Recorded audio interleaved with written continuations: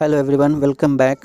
आज इस वीडियो में आपको सामने एक नए कॉन्सेप्ट के साथ हाजिर हुआ हूँ। आज इस वीडियो में हम समझेंगे भाषा के कुछ रचनात्मक पहलुओं को।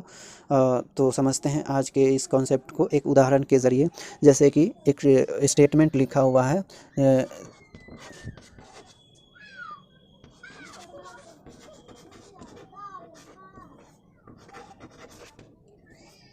अगर हम इस पूरे स्टेटमेंट को अगर हम रीड करते हैं तो एक बड़ा सा साउंड जनरेट होता है। सीता इज़ हैप्पी, जो एक बड़ा सा साउंड को जनरेट करता है। इस बड़े से साउंड को हम सेंटेंस कहते हैं और इसे हिंदी में वाक्य कहा जाता है। इसी प्रकार कोई भी सेंटेंस जो होता है कई छोटे छोटे साउंडों से मिलकर के बने होते हैं। ये जो एक वाक्य दिख रहा है ये एक बड़ा सा साउंड है, और जो कि छोटे छोटे इन Sita is happy in 3 sound से मिल करके बने होते हैं।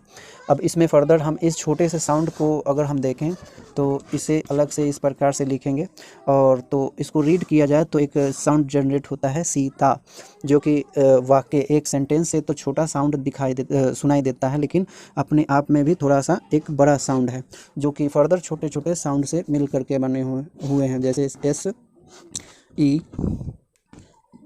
टी और ए। ये 4 साउंड से ये एक बड़ा सा साउंड जनरेट हुआ है। इसको सीता पढ़ते हैं तो हम देखते हैं कि एक बड़ा सा साउंड जनरेट होता है।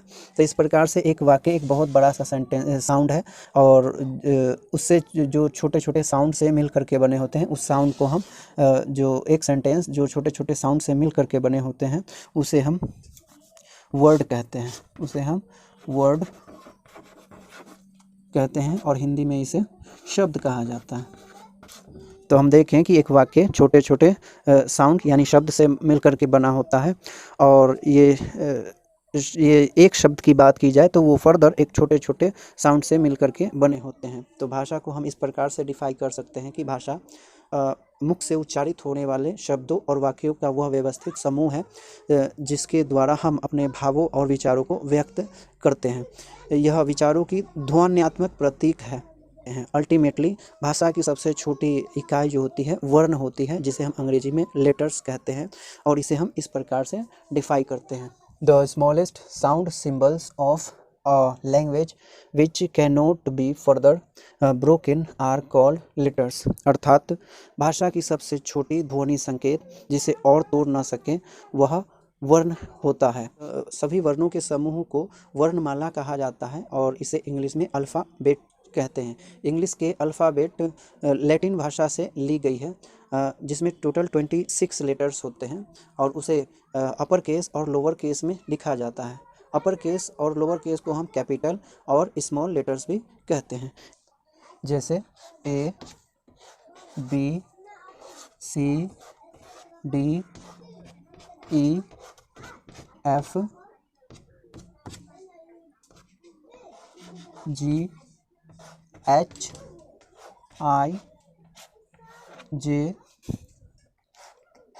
के, L, M, N, O, P, Q, R, S, T, T, U, V, W, X, Y and Z.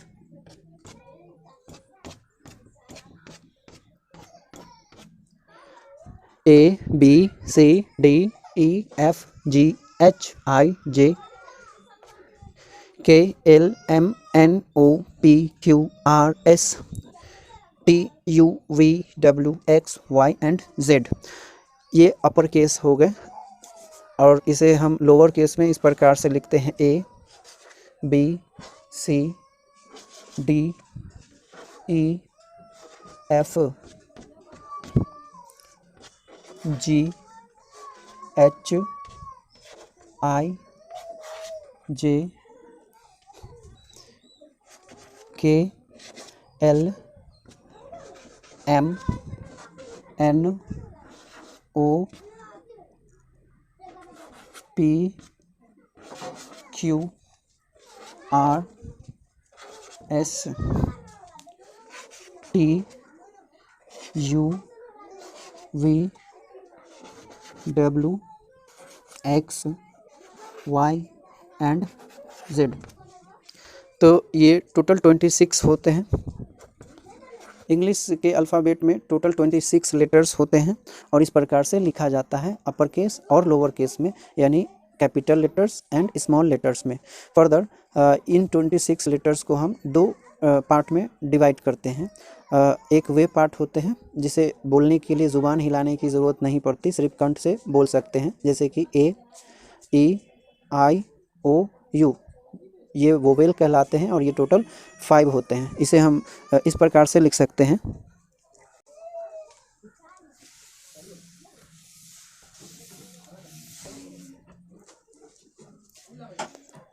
Vowel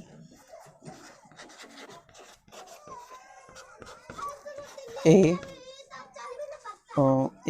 E, I, O and U, ये टोटल 5 होते हैं, यानी टोटल 5 वोवेल्स हैं।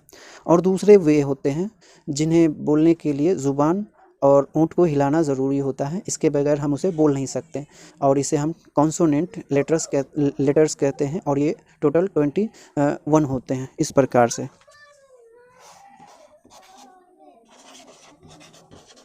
A C D F G H, आई को तो यहाँ लिख दिए, आई के बाद J K L M N O भी वहाँ लिखा गया, तो O को छोड़ करके P Q R S T U वहाँ लिखा गया, तो U को छोड़ करके S T U V W X Y and Z।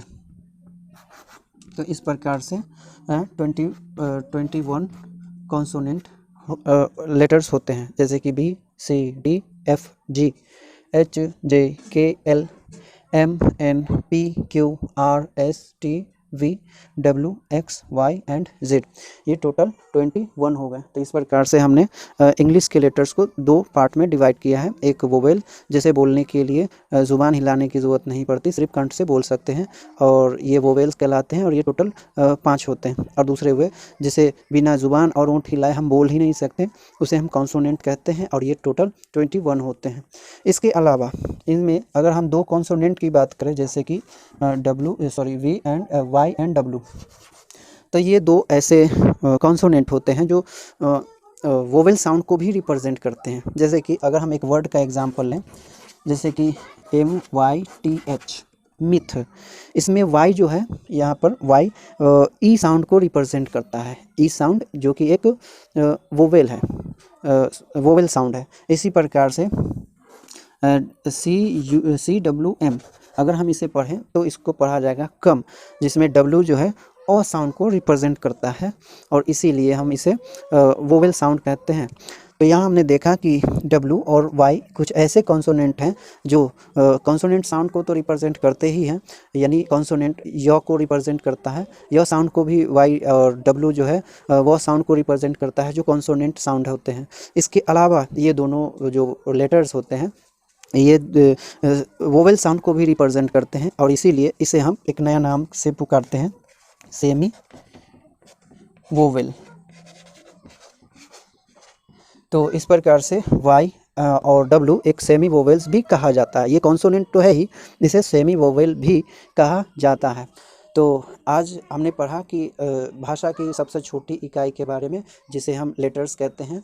Letter भाषा की वह सबसे छोटी इकाई है जिसे हम तोड़ नहीं सकते, और हमने देखा कि इंग्लिश के अल्फ़ाबेट में टोटल 26 लेटर्स होते हैं, जिसे हम दो पार्ट में डिवाइड करते हैं, एक कॉन्सोनेंट और एक वोवेल्स। वोवेल्स वे साउंड होते हैं जिसे बोलने के लिए सिर्फ कंठ से आवाज़ निकलनी ज़रूरी है, इसे ज़ुबान हिलाने की ज़रूरत नहीं पड़ती है। और दूसरे वे हो गए जो कॉन्सोनेंट साउंड को रिप्रेजेंट करते हैं। कॉन्सोनेंट साउंड वे होते हैं जो जिसे ज़ुबान हिलाए बगैर हम नहीं बोल सकते, उसे कॉन्सोनेंट साउंड कहते हैं। और ये टोटल 21 लेटर्स होते हैं। तो आज के वीडियो में इतना ही, मिलते हैं फिर नेक्स्ट वीडियो में। Till then be continue.